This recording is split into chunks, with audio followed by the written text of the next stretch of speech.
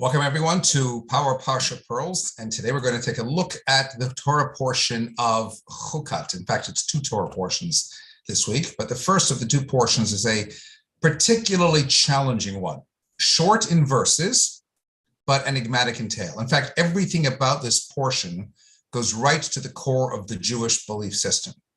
We begin with the command of the red heifer, a wholly inexplicable law, one which the Torah introduces us to by the words, Zot Chukat Torah, this is the ultimate statute of the Torah. Whilst we have several supra-rational principles by which we are meant to guide our lives, there is common consistency always in their particular performance. This one is fraught with contradiction. It is intended, in specific, to purify someone who may have come into contact with the deceased. That is to say, the red heifer is taken, it's sacrificed, the ashes are intended to purify someone. But curiously, inasmuch as the ashes are intended to purify someone who came into contact with death, with impurity, the one carrying out the procedure becomes impure in the process. Moreover, where all the other sacrifices are brought within the confines of the temple, this one had to be prepared uniquely outside the city of Jerusalem, and yet still whilst facing Jerusalem. These are just but two examples of several seeming contradictions in the very performance of the actual ritual. And then the portion goes on to talk about the passing of Aaron, the passing of Miriam, and also the pending passing. Moshe is informed in this week's portion about his passing as well. What is the connection? What is the juxtaposition about the three great leaders of the men and women of the Jewish people, either dying or being informed of their death? In actual fact, they took place at different intervals over the course of a year, different dates, and yet they're all mentioned in this particularly short portion. How is that connected in whichever sort of way to the concept of the red heifer? Let's consider the following. In looking to describe Jewish responsibility, our sages use a unique phraseology. They call it accepting the yoke of heaven. What does that mean? Well, when working with an animal in the field, one has little control. The animal can veer off in any direction, wreaking havoc, distorting patterns, and plain and simply making a real mess in the field. So we put a yoke on the animal. It makes it subservient to the demands of the driver, who can then steer it in the right direction. We are comprised of both body and soul. The body is the animalistic self. Left to its own devices, it tends to veer off the path. It can be destructive. It can make a mess of its intended purpose and role in this world. So God gave us the Torah, which is the yoke. The soul that animates the body is the driver, and harnessed to the yoke can now steer us in the path of righteousness, ensuring that we will fulfill our ultimate intent and purpose, provided that we stay focused to the intended mission. And here's really the point. We as human beings, we always have this tendency of needing to get it, wanting to understand it. It's a nasty human habit. But the reality is that all of us, without exception, will remember when we were children, we always did what we were told, simply on account of four words: because I said so. Sure, we would have questioned our parents' rules. We would have questioned directions. We might have even contradicted them and argued with them and came up with 1,000 excuses. But when it came down to it, at the end of all the pleading and the begging and the resisting and the manipulating, and especially at the end of all the reasoning, you ended up doing what your father or mother insisted of you to do on account of those four irrefutable words: because I said so. Or as Buddy Hackett once said, my mother's menu consisted of two choices: take it or leave it. Granted, sometimes you might have obeyed resentfully. Sometimes you did what you were told because after those seemingly all-powerful words, there wasn't any choice. It wasn't a question of how you felt. The job needed to get done, and that was that. So you focused on the task at hand. But the reality is that often enough, that's the way it is in our Jewish commitments as well. The same principle applies. Not always do we get it. Not always do we understand it. Nevertheless, as far as we're concerned, as far as God is concerned, the hard fact remains that we do what we have to do because I said so, because this is the ultimate statute of the Torah. When we delude ourselves into thinking that we know best, we believe we know what's right and we reject that which we believe is wrong, it's worthwhile remembering our childhood and actually reflecting on a sign I have hanging here in my office with a quote from Mark Twain, who says, "When I was 17 years old, my father was so ignorant and so foolish, I couldn't stand to have the old man around. But when I turned 21, I was amazed as to how much the old man had learned in just 4 years." The point is that with a certain maturity, we come to a certain appreciation of the fact that not always do we have to get it, and that Father knows best. The single biggest problem with Jews through the ages is the reluctance to accept the mission, irrespective of our ability to comprehend, to do what you have to do simply because it has to be done. Even if it doesn't always appeal to you, even if it breaches your comfort zone, even if it requires you to stretch yourself beyond your immediate confines, even if you think you know better, to do it or accept it simply because Zot Chukat Torah, this is the statute of the Torah. In other words, because I said so. Now, this idea, it extends itself to all dimensions of our lives. Also, when things happen to us as well that are out of our control and that sometimes throw us off kilter. Imagine what the Jewish people must have felt in that moment when they were told that they were going to be losing Aaron, the man who was the ultimate peacemaker, who ran from one to the other to ensure that there would always be peace between the Jewish people. Imagine how they must have felt when all of a sudden Miriam was taken from them. She who kind of led all of the Jewish women and was their primary source of inspiration. And imagine what they must have felt when their ultimate leader, Moses, was told already in this portion as well, that he's not going to be the one taking them into the land of Israel. I'd like you to consider the following two stories that are told by the Talmud. One was a rabbi called Nachum, and it was called Nachum, the man who always said Gamzu, also this. Why? Because whenever he encountered any sort of difficult situation, he would look beyond his immediate perception and he would say, Gam Zulatava, this too is for the good.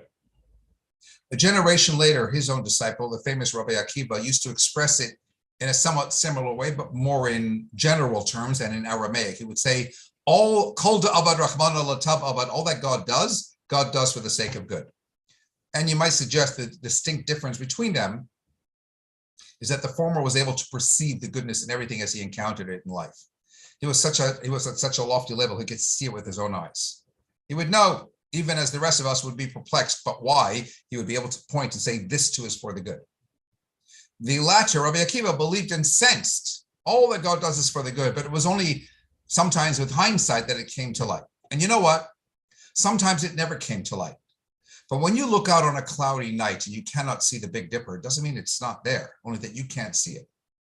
If this world is a jigsaw puzzle and we're only an infinitesimally small part of that puzzle, we cannot necessarily understand the smaller things that go on in our daily existence, let alone the bigger picture. If you lived in a jungle all of your life and one day wander into an operating theater and you see men in white coats cutting up a person, you're going to yell blue murder. You'll attack the doctors in the belief that they're barbarians, and yet it's happening for a reason just utter alien to your primitive mind. There was a woman who came to see me some years back, actually following Yom Kippur, and she was deeply perturbed about the atonement prayer that makes reference to childlessness. And in an outpouring of pent-up emotion, she relayed how she searched deep within her soul and couldn't find anything she may have done wrong that could result in the fact that she was childless. Hers was the sort of challenge faced by many a rabbi when encountering the heartbreak that can befall members. And I relate to her the famous Talmudic story of Moses, whom we are told, indeed, prior to his passing, he ascended to a mountain and he was shown all of Israel, the land that ultimately he could only but see, but would not lead the Jewish people into. And then at the same time, he asked God to show him an image of all the future leaders of the Jewish people. And amongst them, he saw Rabbi Akiva. The way the Talmud relates it in much more poetic form, the Talmud tells us how he found himself sitting in the back of Rabbi Akiva's class long into the future. But he marveled at the genius and the brilliance of Rabbi Akiva. In particular, about how this was a man who rose from humble beginnings, couldn't at the age of 40, didn't even know the Hebrew alphabet, and then became as great as he did become with 24,000 disciples. And he looks to God and he says, a man like this, what is his results? What is his end? What is his reward? And then God shows Moses an image of Rabbi Akiva's gruesome demise as one of the 10 martyrs, murdered by the Romans, about whom we read in our Yom Kippur prayers. And the Talmud relates how Moses recoils in shock and cries out, this is Torah, and this is the reward for Torah? To which God countered, shtuk, silence. Kach Allah b'machshavti, so it has been decided by me. In other words, even someone as great as Moses had to appreciate that he's still a human being limited to the confines of time and space, and thus cannot possibly necessarily fathom the workings of the infinite being. To be sure, he reserves the right to introspect and to cry out, but never at the expense of assuming outright that this must be why it happened. Sometimes, Zot Chukat Torah, this is the statute of the Torah. There are things that defy human comprehension. Your thoughts are not my thoughts, says the Lord.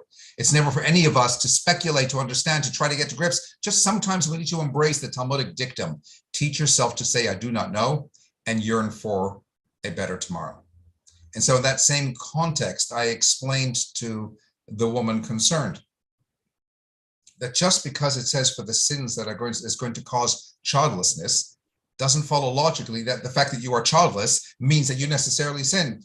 Could be for reasons well beyond your comprehension. Nachmanides had a student who was critically ill, and before his passing, Nachmanides gave him a little note, a little paper, and did some kind of hocus pocus Kabbalah stuff and said, I have some questions on this paper, some general questions as well as some critical ones dealing with the more compelling complexities of life. And when you go upstairs to heaven, because you're now soon to pass on, I'd appreciate if you can ask those questions up above and then come back to me in a dream and give me the answers.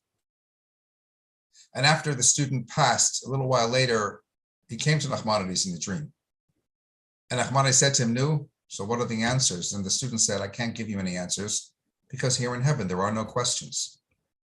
My father, a blessed memory, used to say, to the believer, there are no questions. To the non-believer, there are no answers."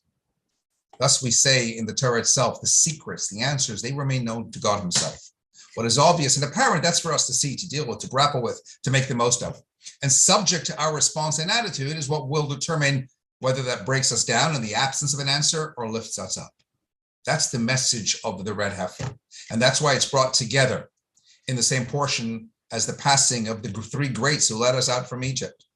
Because at the end of the day, in as much as when it comes to our personal observance, sometimes we do what we have to do because I said so, even as we don't get it.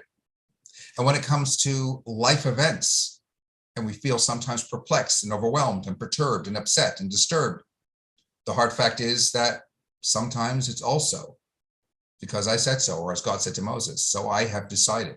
In other words, it's beyond. There's a reason, and a good reason at that too, albeit one that defies human comprehension. I received a card just about 2 years ago from that same childless woman who has since moved on to another community a good long while back. And she wrote on the card how my words and the story stayed with her always. And though she never went on to have kids of her own, she found herself regularly fostering little Jewish children that might have otherwise never found a home, and which she would, in different circumstances, perhaps never have found herself doing. She said she found her purpose, she found fulfillment, she found an inner peace. I think we should always remember the one experience we've all been through. A mother takes her young child to the doctor. And as the mother wrestles the child and holds him or her down, kicking and screaming, the doctor administers a needle. We've all been through the experience. The child walks away resenting the doctor and he never wants to go back. And actually resenting the mother in the process for being a collaborator in the experience. But when that child is so much older, he or she might find themselves willingly going back to the doctor and sometimes can be seen begging the doctor to give them an injection. What changed? It's the same doctor. It's the same needle.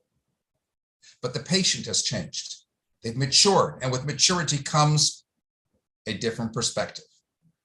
And consider this, even at that infantile stage, that same mother who held that child down and served as an accomplice to the crime of this injection is the same mother whom the child grabs hold of after the event for consolation and comfort. Because somewhere deep down, even if only in the subconscious, the child knows that even if I don't get it, this is part of the process and mom still loves me. Wishing you all a Shabbat